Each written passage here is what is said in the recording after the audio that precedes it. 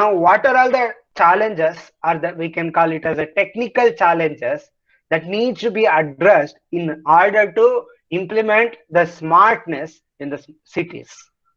Or if you want to create a smart and the connected city, what are all the technical challenges involved? The first important thing is, how do you collect the data? What are the various sources of data, including hardware endpoints and software? So the data collection itself is the major challenge now. So where and all I need to deploy the sensors? How many sensors I need to deploy?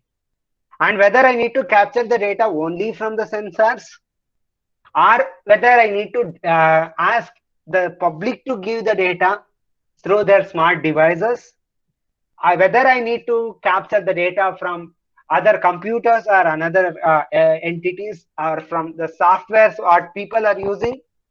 So we need to think about it. So what is the source of the data is important.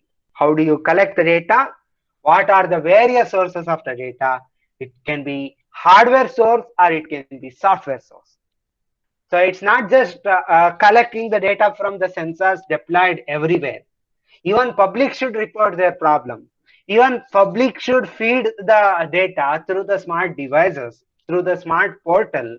Then only it will work out. And even through softwares what we are using in the smart technologies, it should report the data. If anything occurs, so it should immediately report the data. That is important.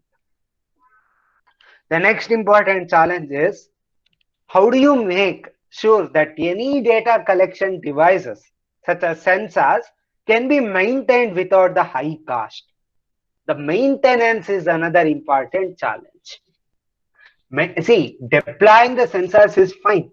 I will deploy, and if I sit simply, then after a few days, it may face some technical glitches, technical challenges, or it may face some technical problems.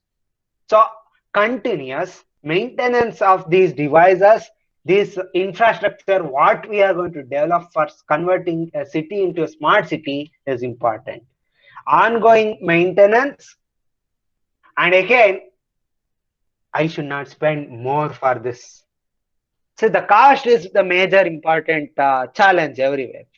So I can consider it as a technical or a non-technical challenge, whatever it is. But the cost is important challenge. So now for setting up the infrastructure itself, we need lot of amount. Again, cost in the term, it may not be through cost may not be only money. Even in terms of the time, even in terms of the human resources, we need to analyze it. So how I need to build the infrastructure, after building, how I need to maintain it with a limited cost. That is another important challenge. Next, where do you analyze the data? Huge amount of data will be generated. So where you are going to analyze this data? Where you what data do you carry back to the cloud? And what data do you analyze locally? That is important thing. See, huge amount of data, big data is generated. Now the data can be big in size, that is volume. So there can be variety of data, that is another V, and there can be amount of data that can be generated in a small amount of time is also high. So by considering all three aspects, now, so where you are going to analyze the data? So always, are you sending the data to cloud only, or whether you are going to analyze the data at the local system? Again, it depends on the application and type of data and type of node you are using. See, whether I need to process at the edge or at the cloud or at the node level itself. So whether I need to go with node computing, edge computing, or a fog computing or cloud computing, we need to think about it. That is another technical challenge. See, the answer for all these things is will depend on that application And again, the scalability or the size or the complexity of the network. The answer for all these things depends on the size and the complexity of the network, and also based on the application. Next important technical challenges: what kind of network connectivity is best suited for each type of data to collect? The important aspect is the network connection here. See, deploying is important challenge, I agree. So now so many nodes are deployed. These nodes will generate the data that need to be transmitted to a remote server or to a local server. Whether it is for the local server or the transmission to a remote server, very important aspect what I need to consider is the network connectivity. See, if billions of devices are there, billions of connections are there, and if they are generating huge amount of data, and data can be any kind of data. It can be text data, it can be multimedia data also. It can be live videos also. So highly complex data also. So in these scenarios, what kind of network connection is required? What is the required bandwidth that need to be supported for these smarter city? We need to understand, and it should be easily accessible. Remember, the people won't pay much for these kind of network connection. They don't want to pay if it is very costly. So we need to think about it. This is another important challenge. Next, since the nodes, network, data, where we need to store, where we need to process, that is one of the challenge. Other than that, we need to consider the power availability and the other infrastructure required for this.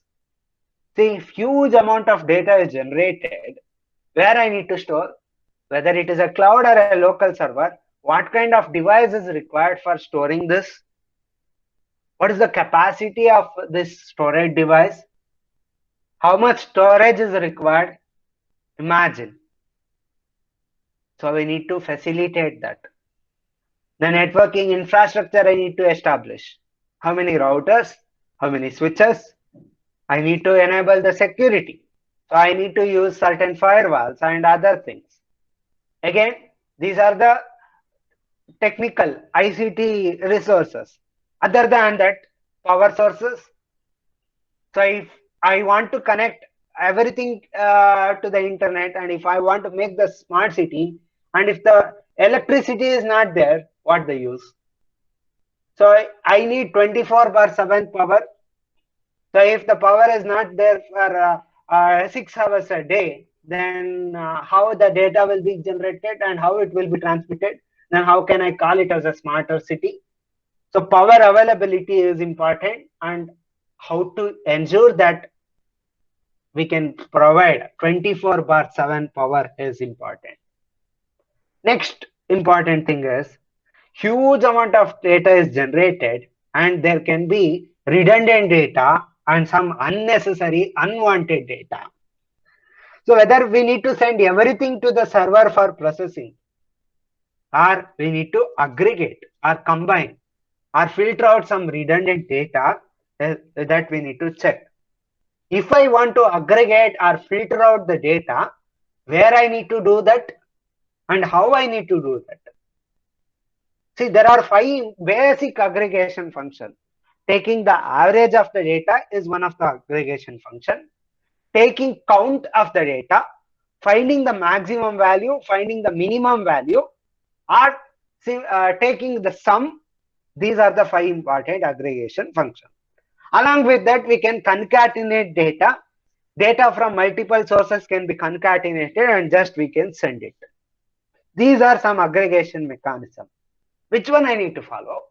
Again, that depends on the application and whether I need to simply collect the data, aggregate and set, or we need to add some intelligence in order to check whether this data is really required, or can I just discard the data without sending it. So we need to think about it.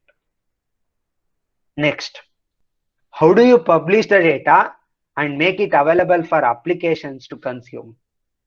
See, Sensors and other devices will send the data in the smart cities and smart applications to the server. Server will process it.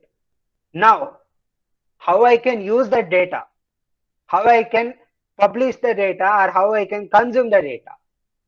So the publishing as well as consuming the data is important.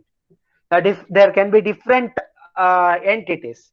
So how this data should be available for the government, how this data should be available for the public. Again, the several views needs to be created within the application. Limited data should be available for the public, and the maximum data should be available for the authorized person. So that we need to check. That is another important challenge. Then how do you make the end analysis available to specialized smart city personnel such as traffic operators, parking enforcement officers, street lighting operators, and so on at their logical decision points? So this is important thing. So suppose if you have collected the data with respect to the traffic, after analyzing it, how this data should be accessible by the concerned party, that is a traffic operator. For that, a mobile application is required or web application is required. He should have a proper user interface and he should get some proper user experience to deal with this data. So creating the web application and the mobile application with effective user interface, which provides effective user experience or a simplified user experience is required. It can be any kind of application. Next is, how do you present the long-term analysis to the city planners? They are not just concerned about the immediate reactions. So I'm not just worried about the current traffic problem. I need to provide a long-term analysis that the traffic is occurring a lot at this point of time now, and what I need to do in future to control this. What should be my long-term plan for controlling it? So if the same thing continues, what may happen in the future? The prediction, long-term analysis for a city planner. So whether I need to extend the roads. Now the 4-lane road is there. Whether I need to convert it into 6-lane. Whether I need to convert it into 8-lane. Where I need to make the one-way. Where I need to consider it as a no signal path. For example, where I need to construct the flyovers, where I need to construct the underpass. We need to consider everything based on the current data. That is the long-term planning. So how I need to address the sewage issue in the long term, how I can provide the permanent solution for it. So that should be taken through this analysis. These are the technical challenges involved in developing the solution for the smarter city.